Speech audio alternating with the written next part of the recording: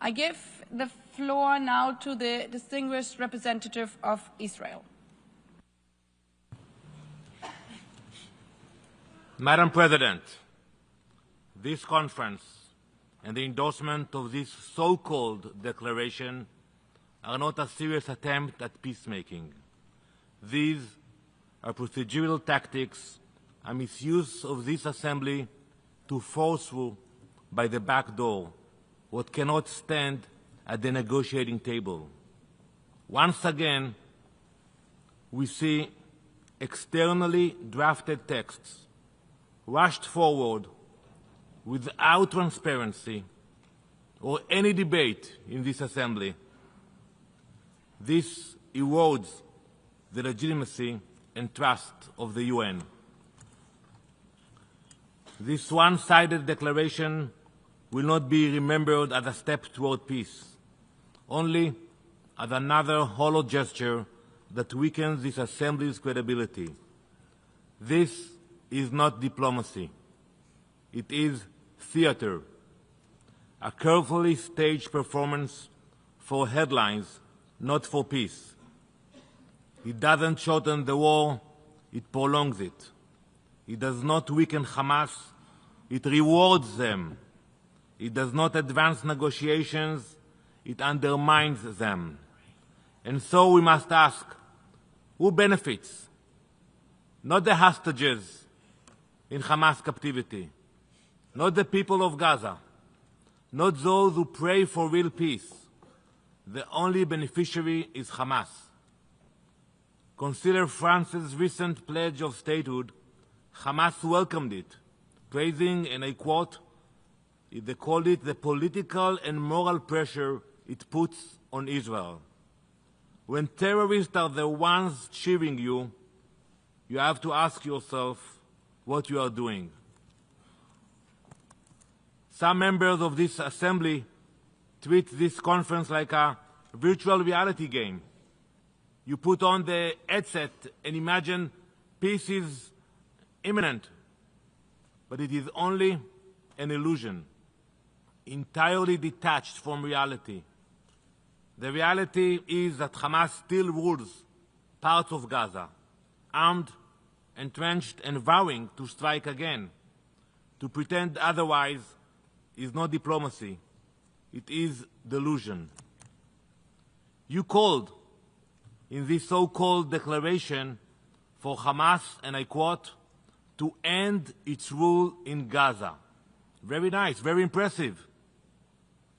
This assembly may not openly speak it, but all of you know it. Israel is expected to remove Hamas from the equation. It's very nice that you mention it, but who is going to do it? It is on our shoulder to make it happen. We are left to do the real work, to eliminate Hamas, the ultimate obstacle to peace. And make no mistake, Hamas is the biggest winner of any endorsement here today. By the time the speeches conclude, they will congratulate you. They will declare this is the fruit of October 7th. This is their reward for storming across our borders, slaughtering entire families in their homes, burning people alive, kidnapping children and the elderly, raping women, and dragging hundreds into captivity. And now, with this declaration, they learn a deadly lesson that such savagery brings political reward. That lesson is as dangerous as any weapon. And if anyone doubts that Hamas will continue down this path, look no further than this week's terrorist attack at a bus stop in Jerusalem. Innocent civilians gunned down as they waited for their morning commute. That is the proof. Hamas and its allies will not stop. They do not seek peace. They test again and again whether terror still pays. Madam President, this declaration is one-sided. It does not designate Hamas as a terrorist organization, and it dares to equate the release of Israeli hostages with the release of convicted terrorists. Shame on you. This meaningless political maneuver takes place while innocent people remained blindfolded in Gaza's tunnels, starved, tortured, waiting. Meanwhile, many members of this assembly blindfold themselves by choice. By endorsing this declaration, you cover your own eyes. You choose not to see the truth, to ignore the facts. Israel will not wear that blindfold. We see the hostages. We see the terror. We see this declaration for what it is, a political gesture, an act of theater. Madam President, we will not allow Hamas to win in this assembly what it could not gain on October 7th.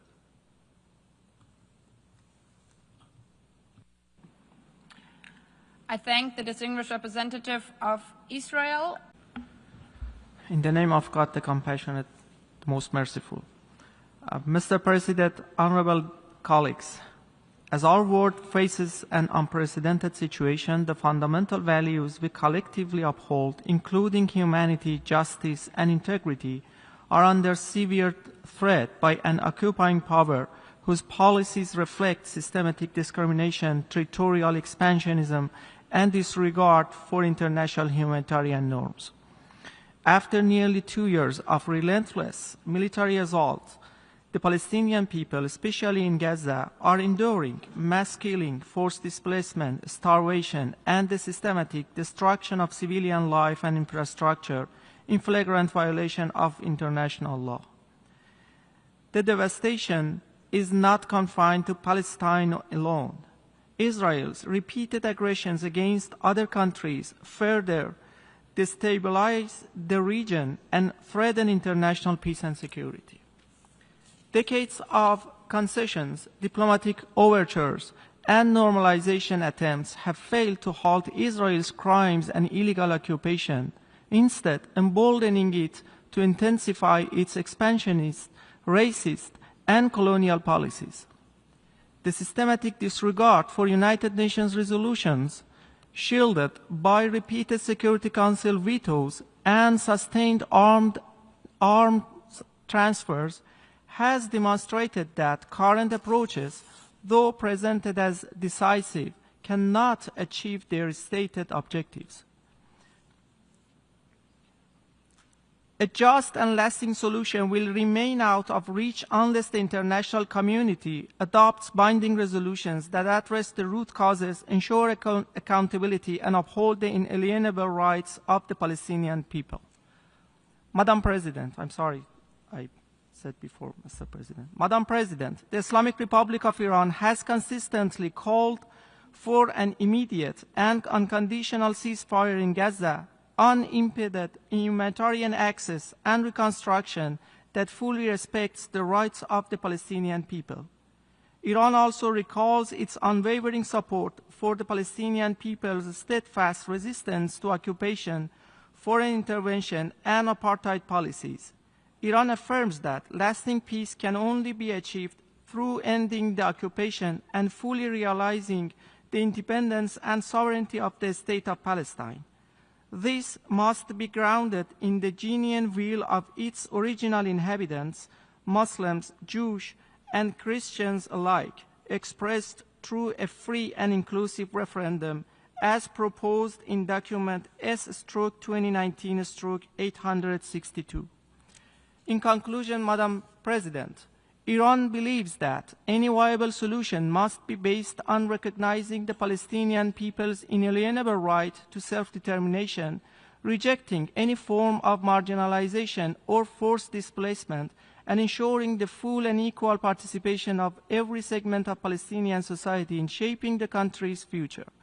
The international community must urge the Security Council to recommend Palestine's admission as a full member state of the United Nations and ensure full accountability for Israel's war crimes, genocide, and prolonged illegal occupation, including through the imposition of targeted sanctions and the suspension of its UN membership in order to safeguard the credibility of this organization. I thank you.